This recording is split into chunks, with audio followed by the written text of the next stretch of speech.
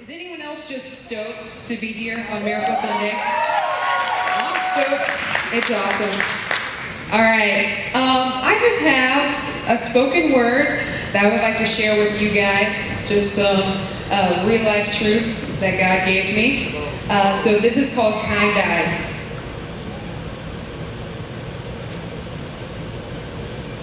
Do you ever try and do something that should be very simple, but once you try, and then you try it again, and you try it again, you're just like, why is this so difficult? I seem to live in these moments. Just the other day, my boss and I were finishing up our to-do list, and we had done so many things that were so hard during the day, just easily, right? So the last thing is we needed to make some true and false cards for a game that we were playing with our staff that night. So we get out some paper, get out a ruler, I fold it hot dog style, we're ready to go. So we say, okay, we're gonna make 6 cards out of this page. So I'm measuring, I'm marking the lines, and I think, these lines are anything but even right now, we need to try it again. So I go through, marking the lines. I literally went through 5 pieces of paper trying to cut these squares correctly. And it turns out, one of us was measuring with the centimeter side, and the other one was measuring with the inches side, and we had measured the paper all wrong, so it wasn't actually able to be divided evenly. And after all this chaos, I just put my head on the table, and I said, why is this so hard? Does anyone else have moments like this? I think that the world has moments like this. Even simple things, like I go to Walmart to get a few things, and I'm walking down the aisle and I feel like I'm joining the circus. And I think to myself, it shouldn't be this hard. But I think it's sometimes not always the simple things, it's the heavy things in life that are this way too.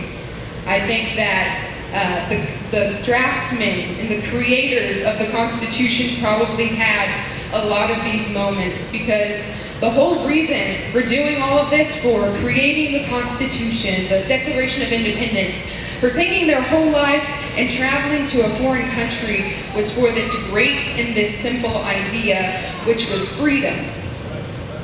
But the thing about freedom is that it is anything but simple. It is, at its best, complex and ironic. Ironic in the way that it is anything but free. I dare say that it is the most costly thing in this world. And we have seen it played out time and again. Since the bite of temptation at the beginning of the book to the present day, every war, every assassination, every attack always boils down to the root of freedom. But it's a good idea. Like, everybody just be free, you know, you do you, I'll do me, and nobody mess with each other, it'll be beautiful. But we know that it doesn't work that way. Oftentimes, court rulings are simply a toss in the air because both parties were acting on their own freedoms. It's just that somebody's freedom was infringed upon by the other. I go to school at NSU, and you would not believe how many rights I see get infringed upon every day. You know, people tear a girl's esteem up and down simply because of what she is wearing, when all that she wanted was to feel pretty. And you can tell by the way that she carries herself that there's a track record of stolen rights straggling behind her. But they have a freedom of speech, and she has a freedom of expression, but both put a roadblock in the other's pursuit of happiness. So who is actually wrong?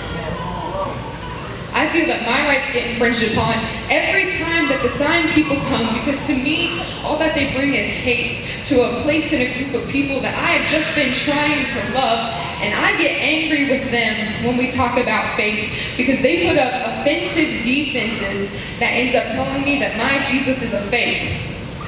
But there are always eyes watching me, waiting to see how I will respond so they can decide for themselves which one of us is following the right one. And at the end of the day, I just put my head down and say it's not supposed to be this hard. And he laughs because he knows that it's true, which is why he paid the fine to infringe upon people's rights. Instead of teachings of hate, he told them to love and not fight. No more eye for an eye, because he wanted to give us clear sight. In a world full of chaos, he wants to be your peace, because I'm sure that while he was washing some of those feet, he could feel knots that had been built up in the days of long journeys and days that were rough and in sleepless nights. So he said, follow me, because my burden is light. That's right, he wants to infringe upon your rights, because he said that you matter to him and you deserve to have freedom of life. The freedom to not care what people say about you, because his truth is so much louder than the millions of bullhorns shouting that you are wrong. The freedom to not fight even when you know that you are right, because they do not know who your ringleader is. You and Daddy are tight. And for all the people that think that they are too thugged for Christ, they don't know what he's like. He's got a chain so low that it can touch the sky. He's so fly that he's falling with the sun just so he can make it rise. Swoosh. He has a different kind tattooed up and down the sides of the names of the people who roll with him, of those that he shot with the truth, pow, and brought them back into real life. Yeah. He is a different kind. I would not mess with his posse, because he can wake them up on a dime and then they are coming after you with power from on high. They go so hard that the guards of hell have to go and hide, and then Satan himself gets all uptight because Jesus Christ just infringed upon your life. What? Yeah. He will give you freedom like you have never known. Freedom to breathe. Freedom to roam and to still feel at home. His Spirit guiding you in where you should go. His mercy and grace following you through every step that you take. His blood covering you through every door frame that you wake in. When you get scared and are simply flying on faith, rest assured, because through every archway that you undertake, his blessings are there waiting for you on the other side. So many times in the Bible, Paul refers to himself as a slave of Christ, which to me seems so contradictory for a long time. But I have found this to be true, which is being bound to Christ is the only place that freedom dwells.